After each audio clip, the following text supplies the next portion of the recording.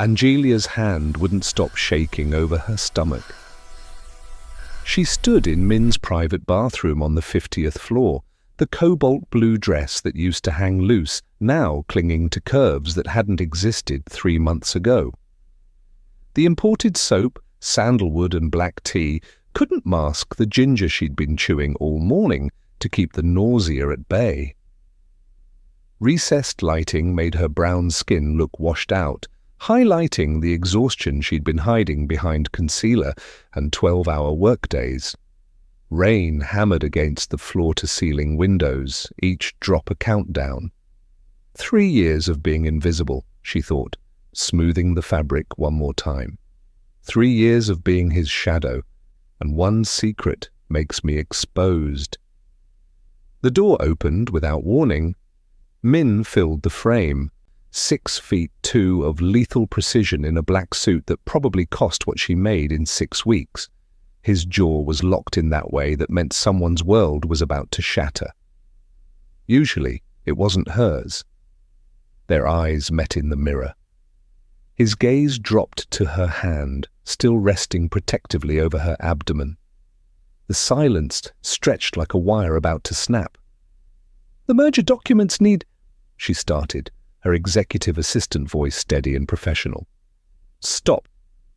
2 words, cold as winter in Seoul. Angelia's breath caught. "Sir, your hand." Min's accent thickened the way it always did when he was barely holding control.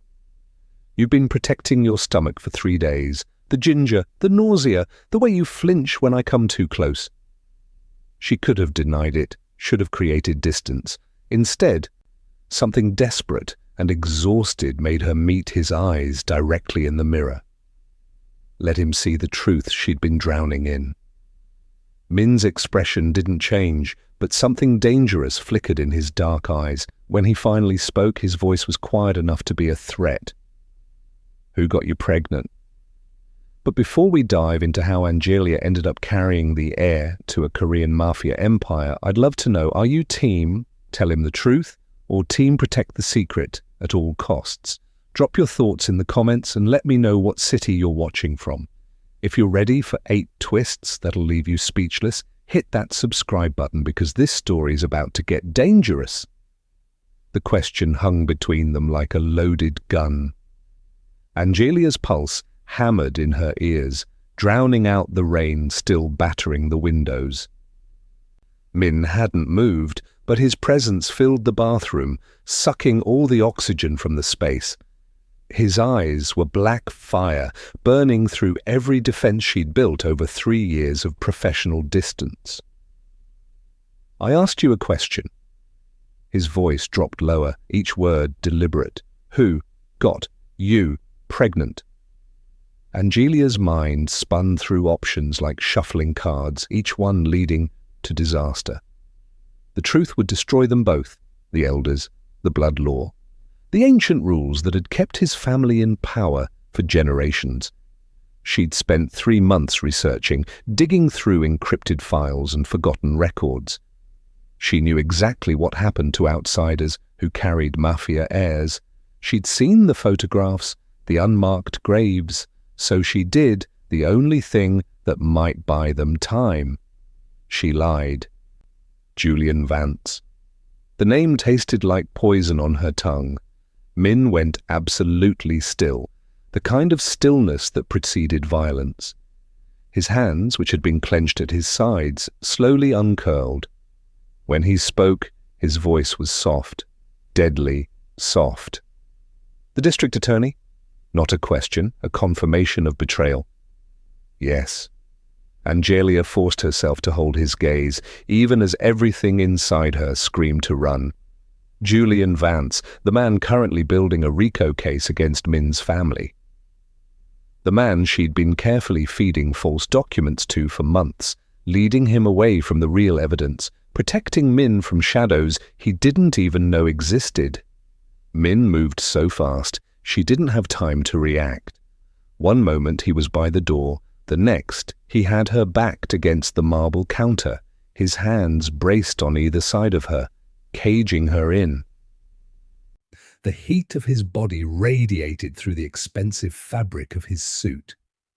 She could smell his cologne, cedar, and something darker mixed with the rain he'd walked through to get here. "You're lying." His breath was warm against her temple. "I'm not."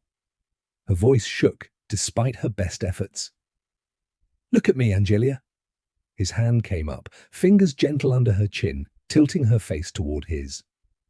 The tenderness of the gesture contradicted the fury in his eyes. "Look at me and lie to me again." She met his gaze, held it, let him see whatever he needed to see. "Julian Vance is the father of my child." Something fractured in his expression. Pain, raw and visceral, before the mask slammed back into place. He stepped back abruptly, leaving her cold where his heat had been. "Get out!" 2 words, final as a death sentence. Angelia grabbed her purse from the counter, her hands shaking so badly she nearly dropped it.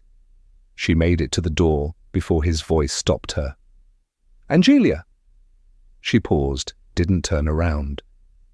"If that child is Vance's, you've just signed its death warrant.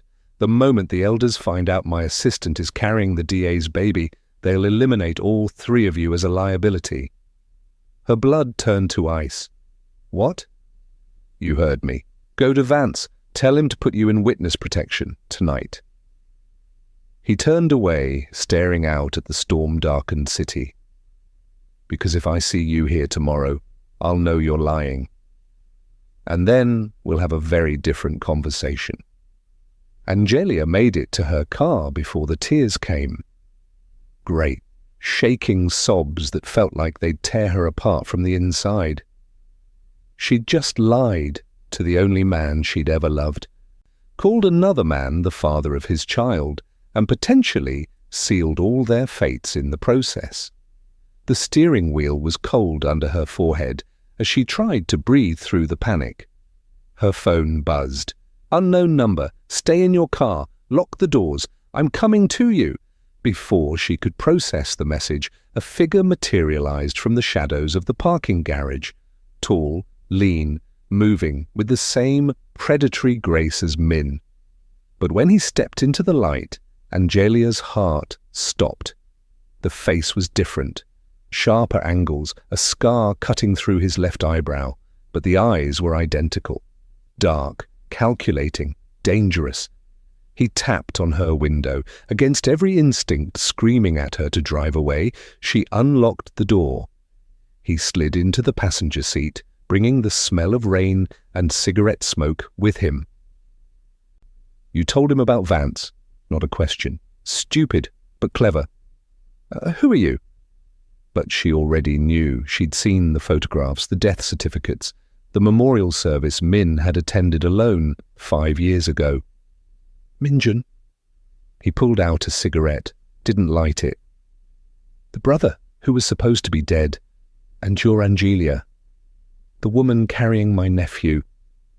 The world tilted.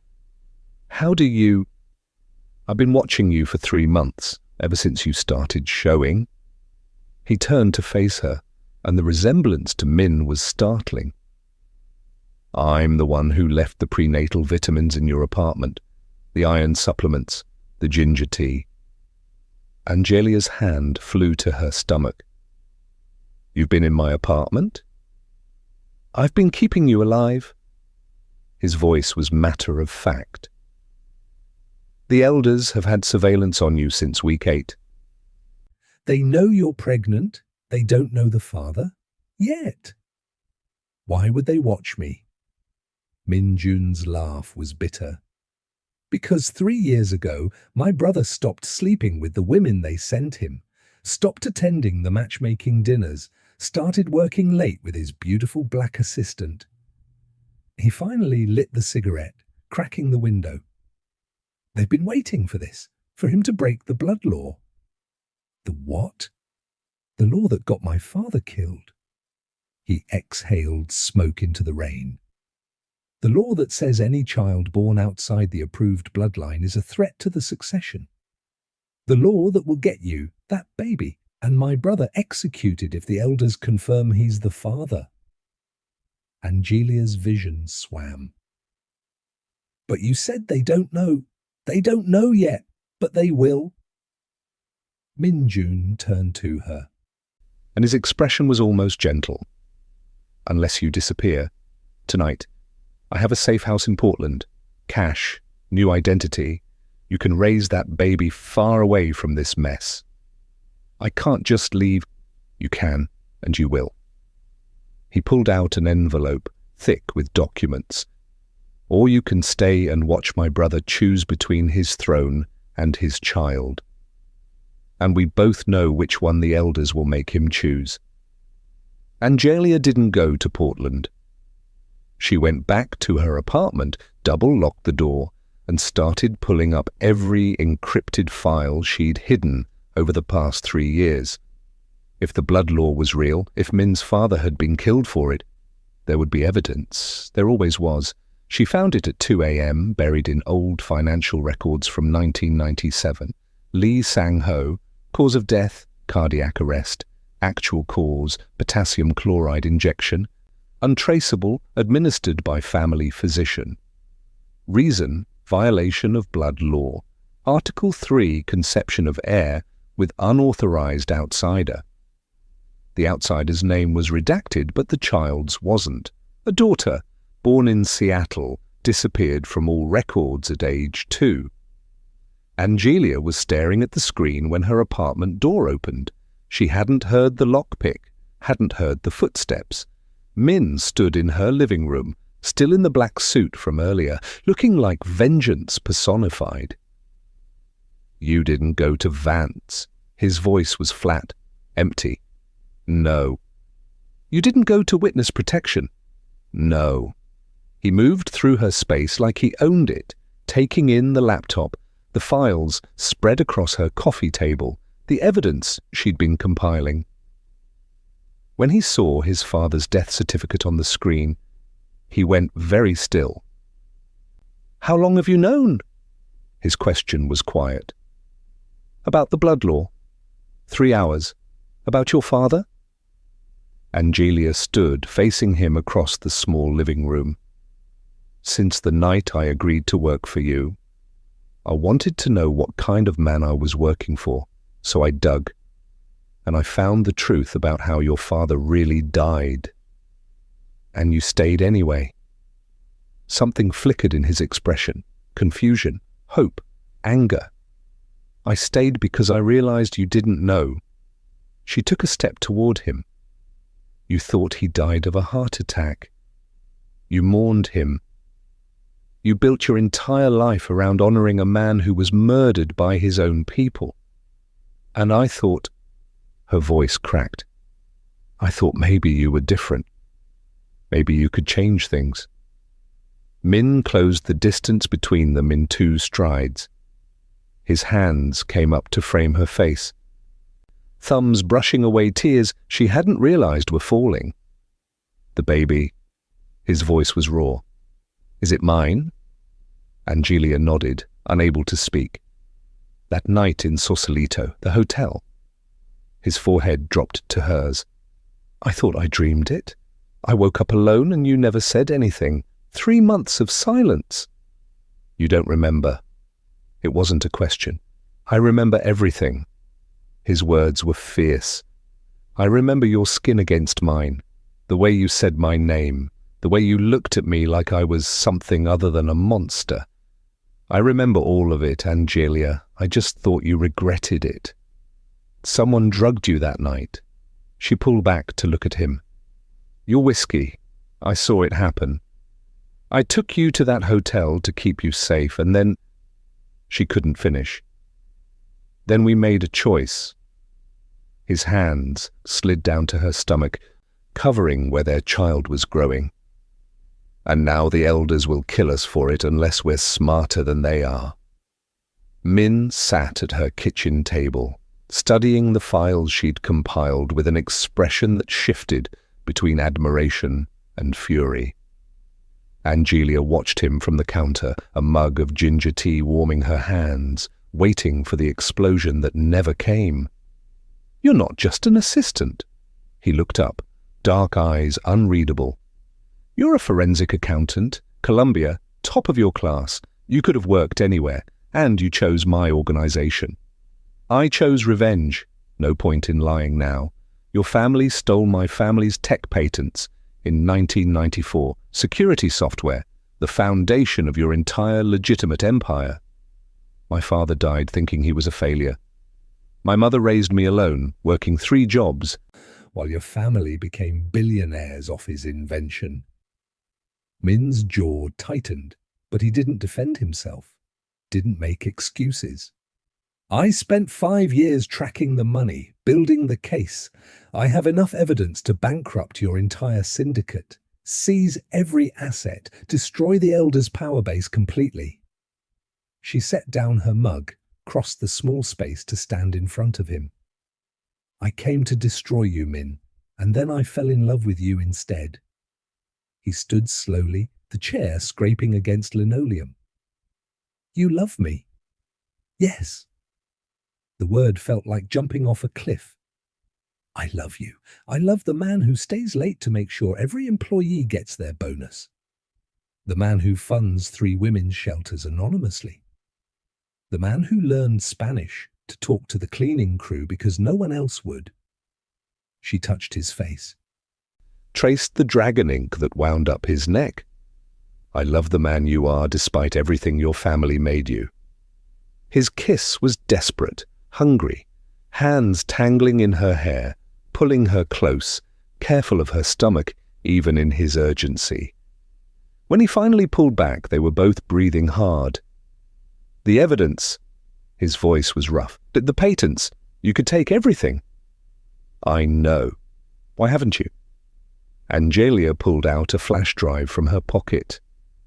Small, unassuming, worth hundreds of millions in stolen assets. "Because I realize something. The Elders are the disease. You're just the symptom. If I destroy your family's wealth, someone worse takes over. The territory doesn't disappear. The violence doesn't stop. It just changes hands." She pressed the drive into his palm. "But if we're smart, if we use this evidence strategically, we can destroy them from the inside, bankrupt the old guard, transfer the assets into something legitimate, something our child can inherit without blood on their hands." Min stared at the drive like it was a live grenade. "You're trusting me with this? I'm trusting us with this." She covered his hand with hers. "Your brother said the Elders will make you choose between your throne and your child. So let's make sure there's no throne left to choose." His smile was slow, dangerous, beautiful. "You're terrifying, Angelia." "Good." She smiled back. "Because we're about to go to war with the most dangerous crime family on the West Coast. Terrifying is what we need." Outside, the San Francisco fog rolled in, obscuring the city lights. Inside, 2 people who should have been enemies began planning the downfall of an empire. "Are you team destroy the Elders, or team run and never look back?" Drop your choice in the comments below, and let me know what city you're watching from, because this war is just beginning. If you're ready to see Min and Angelia burn the old world down, hit that subscribe button and buckle up. These next 3 chapters are about to get absolutely ruthless. The underground clinic smelled like antiseptic and secrets. Min kept his hand on the small of Angelia's back as they descended the stairs beneath a Chinatown herbalist shop, past the legitimate business, into the shadow world where gunshot wounds went unreported and pregnancies stayed off the grid. The doctor, an elderly woman named Dr. Yoon, had been with the family for 40 years. She'd delivered Min, stitched his father after assassination attempts, kept more secrets than the confessional at St. Mary's Cathedral. "She's 14 weeks, Dr. Yoon said, her gloved hands gentle on Angelia's stomach as the ultrasound wand moved across her skin. The monitor showed a blur of grey and white, then suddenly, impossibly, a heartbeat, fast and strong. healthy, no complications. Angelia's eyes were fixed on the screen, wonder and fear warring across her face. Min stood beside the examination table, his hand finding hers, fingers intertwining. For a moment, the war they were planning faded. There was only this tiny life they'd created in a moment of weakness that had become the strongest thing either of them had ever done. Dr. Yoon cleaned the gel away, her movements efficient. "I'll get you the prenatal vitamins, the good ones, imported from Switzerland. Better than what your brother has been giving you." Angelia's head snapped toward the doctor. "What did you say?" The elderly woman froze, realizing her mistake. Min's hand tightened on Angelia's. "What vitamins from my brother?" Dr. Yoon's composure cracked. "Min Jun, he came to me 6 weeks ago, asked me to compound special vitamins for a pregnant woman. I assumed he was helping you protect." She stopped, understanding dawning in her ancient eyes. "You didn't know." "What was in them?" Min's voice was deadly calm. The doctor moved to her locked cabinet, pulled out a bottle, handed it to Min with shaking hands. He read the label, his face going ashen. When he looked up, murder lived in his eyes. Mifepristone, low dose. Designed to cause miscarriage over time while looking like natural pregnancy complications. He turned to Angelia. "The tea, the supplements, everything my brother gave you was poison."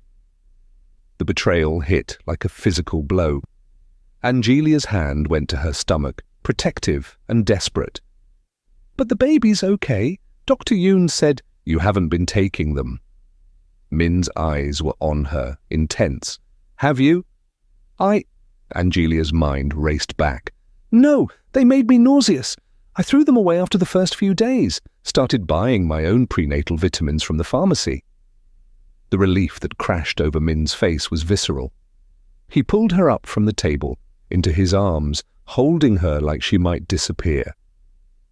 "You saved our child without even knowing it." Why would he do this? But even as Angelia asked, the pieces clicked into place. "The succession. If you have no heir, then the throne passes to the next male bloodline, my brother." Min's voice was hollow. "He's not protecting us. He's eliminating competition. A dead man can't have his legacy erased if the legacy never exists." Dr. Yoon spoke carefully. "The elders know about the pregnancy. They sent me a message 3 days ago. They want confirmation of paternity. They want me to bring them proof, or they'll bring in their own doctor." "When?" Min's hand was already on his phone. "Tomorrow, noon, at the estate." The doctor's eyes were sad. "I'm sorry, Min. I've known you since you were born, but they own me just like they own everyone else." Min looked at Angelia. "We move tonight. Everything we planned, we accelerate. No more waiting." They didn't go back to Angelia's apartment. Min drove them to his private safe house in Pacific Heights, a Victorian mansion hidden behind iron gates and ghost stories. Inside, the walls were lined with filing cabinets, evidence, decades of it, his father's real legacy, hidden from the elders who'd killed him. Angelia was exhausted, the adrenaline crash hitting hard. Min guided her to the leather couch, disappeared into the kitchen, returned with ginger tea and crackers. The domesticity of it, this dangerous man caring for her, made her chest ache. "Rest." He brushed her hair back from her face. "I need to make calls, start moving pieces." But Angelia's eyes had caught on something, a filing cabinet in the corner, marked with a date. 1994, the year her father's patents were stolen. She stood, crossed to it on unsteady legs. "Angelia, you need to—" She pulled the drawer open. Inside were folders, dozens of them, but one caught her attention. A photograph paper-clipped to the front. A woman, black, beautiful, standing in front of the Golden Gate Bridge with a briefcase and a brilliant smile. The world tilted. That's my mother. Min was beside her instantly. What? This is my mother, Diane Richardson. She... Angelia's voice broke. She disappeared when I was 10. Police said she ran away, left us. But she wouldn't. She would never... Her hands shook as she opened the folder. Inside was a life she'd never known. Her mother, not as a struggling single parent, but as the founder of the San Francisco branch of the Korean syndicate's operations. Her mother in photographs with Min's father. Her mother signing contracts, building an empire. The final document made Angelia's knees buckle. Min caught her, held her up as she read. Partnership agreement. Lee Sang-ho and Diane Richardson. 50-50. Ownership of all West Coast operations. February 1994. She wasn't a victim. Angelia's whisper was broken. She was a founder. She built this with your father. And then... Min was reading over her shoulder. Then my uncle had her killed. There. The transfer of shares March 1994, signed by her, but the handwriting analysis note says it's forged. He took her half of the empire and erased her from existence. The patents, my father's software. Angelia was crying now, silent tears streaming down her brown skin. She didn't steal them. She was using them to build something, to build a future for us, and your uncle murdered her for it. Min's arms came around her from behind, his chin resting on top of her head. You're not just carrying my heir, Angelia. You're the rightful owner of half of everything the syndicate has. The territory I'm sitting on, it's yours. It was always yours. The weight of it crashed over her. Your uncle? Is he? He's one of the elders, the head of them, actually. Lee Tae-won. Min's voice was ice. He killed your mother. He killed my father. He's been orchestrating this entire empire on stolen blood. He turned her to face him, his hands framing her face. And tomorrow, we're going to take it all back. The estate was a fortress. Stone walls, armed guards, surveillance that could track a mosquito. The elders gathered in the main hall, 7 men who'd built their power on graves and silence. At the head of the table sat Lee Tae-won, Min's uncle, silver-haired and smiling like a shark. You're getting married today. Not a request, a command. The Choi family's daughter, So-yeon, she'll cleanse your bloodline and give you legitimate heirs. Min stood before them, immaculate in a black suit, every inch the obedient heir. As you wish, uncle. And the assistant, the pregnant one? Another elder, younger, hungry. What about that problem? Dr. Yoon confirmed the paternity this morning. Min's voice was flat. The child is Julian Vance's, the district attorney. I've already removed her from the organization. She's no longer a threat.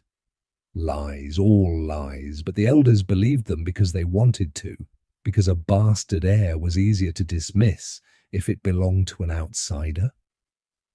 The wedding was set for sunset. An hour away, Min was escorted to a preparation room, the door locked behind him. He pulled out his phone. One message to Angelia, one word, now. Across the city, in a hotel suite with a view of the bay, Angelia was anything but alone. So-yeon Choi sat across from her, not an enemy, but an ally. The woman who was supposed to marry Min was instead helping orchestrate his salvation. The accounts are ready? So-yeon's English was perfect. Her business degree from Harvard, evident in every calculated move. Transferred, all of them. Angelia pulled up the laptop screen. Every elder's personal holdings, every illegal account, every shadow corporation, it's all been moved into a trust, accessible only by your biometric signature. So-yeon smiled. And mine. And Min's, the 3 of us hold the keys to the kingdom now. They just don't know it yet. When they find out, they'll try to kill us all, which is why we need them arrested first. So-Yan checked her watch. Julian Vance and his federal task force are positioned outside the estate. The moment you trigger the signal, they move in.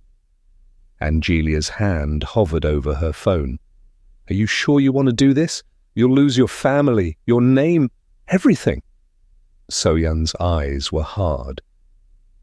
My family sold me to those monsters when I was 16, told me I should be grateful to be chosen. I've been planning this destruction for 8 years. She leaned forward. Min didn't choose me because I was obedient. He chose me because I'm exactly like you. I want to watch them burn. Angelia pressed the button. Across the city, a signal went out. Federal agents moved. Search warrants were executed. And at the estate, as Min stood at an altar he never wanted, the doors burst open. The arrest happened fast. Julian Vance, flanked by FBI agents, reading rights to men who thought they were untouchable. The elders scrambling for lawyers who couldn't help them. Evidence, mountains of it, financial records, murder contracts, 40 years of crimes, all documented, all undeniable. Lee Tae-won's face when he saw Angelia walk through the door was almost worth the years of pain, almost worth her mother's death, almost. You. The word was poison. Me! Angelia stopped in front of him, her hand resting on her stomach. Diane Richardson's daughter, the woman you murdered, the empire you stole. I am here to take it all back. You have no proof? I have all the proof. Angelia pulled out a document. Her mother's original partnership agreement, authenticated, notarized, legal. 50% of everything you've built belongs to me, and the other 50% belongs to the Lee family. Not you, not the elders, Minja, the rightful heir. Min appeared at her side, his hand finding hers. United front. You're done, Uncle. The syndicate is over. The criminal empire ends today. You think the law will protect you? Tae-won's laugh was bitter. You think you can just walk away? No. So-Yan stepped forward, elegant and deadly. We think we can build something better. The real estate, the tech patents, the legitimate businesses you've been hiding behind. We're taking all of it and creating an empire that doesn't require blood to sustain it. Julian Vance finished the handcuffs, his eyes on Angelia with something like respect. Ms. Richardson, you kept your end of the bargain. The evidence you provided will put these men away for life. And my mother's murder? Angelia's voice was steady despite the tears. We found the contract, the payment, the forged documents. Lee Tae-won will stand trial for Diane Richardson's assassination. Julian nodded to Min. You're clean. The deal holds. Immunity for cooperation. The federal agents led the elders away in chains. One by one, the old guard fell. And in the ruins of their empire, 3 people stood victorious. Min, Angelia, and So-Yan. The future built on the ashes of the past. 6 months later, the baby was born, a daughter. They named her Diane after the grandmother she'd never meet. Min held her in the early morning light of their home, overlooking the Pacific, no longer a penthouse fortress, but a real home with warmth and light and hope. Angelia watched from the doorway, still healing, but stronger than she'd ever been. So-Yan had moved into the guest house, her own empire of legitimate tech companies rising. Together, the 3 of them had transformed blood money into something clean, something their children could inherit with pride. Min looked up, his eyes finding Angelia's. She has your eyes. And your stubborn chin. Angelia crossed to them, kissed her daughter's forehead. She's going to be unstoppable. Like her mother! Min's arm came around her waist, pulling her close. Like all the women who refused to stay in the shadows. The doorbell rang. Angelia's smile faded. We're not expecting anyone. So-Yan appeared in the doorway, her face grim. She held an envelope, black, expensive, delivered by courier. Inside was a single photograph, baby Diane, taken from a distance through a long-range lens, and beneath it a note in Korean. Min translated, his voice hollow. "She has the royal blood, the true succession. We are coming to collect what was stolen." Angelia took the note, read it again. Not a threat, a declaration of war. Somewhere in Seoul, the old families were watching, waiting, plotting their return. She looked at Min, at their daughter, sleeping peacefully in his arms, at So-Yan, standing guard like the warrior she'd become. They'd destroyed one empire, but empires had a way of rising from ash. Min's smile was slow, dark, dangerous, the predator returning. "Let them come?" He looked at Angelia, and in his eyes was promise and protection and lethal devotion. "They think they're hunting us, but they're about to learn what happens when you threaten our family." Angelia crossed to the window, looked out at the city they'd conquered, the empire they'd rebuilt, the future they'd created from blood and secret, and a love that refused to die. "Let them come," she echoed. "We'll be ready." The war was over, but the reign had just begun, and this time the monsters wore different faces. This time the queen was a black woman who'd taken back her crown. This time the ending wasn't written by old men in shadows. This time they would write their own story, together. So what do you think happens next? Does Min's family in Seoul stand a chance against Angelia, or is she about to show them exactly who Diane Richardson's daughter really is? Drop your predictions in the comments and let me know what city you're watching from. If you're ready to see Angelia's next chapter because you know this story isn't over, hit that subscribe button and turn on notifications. The empire might have changed hands, but the real battle is just beginning.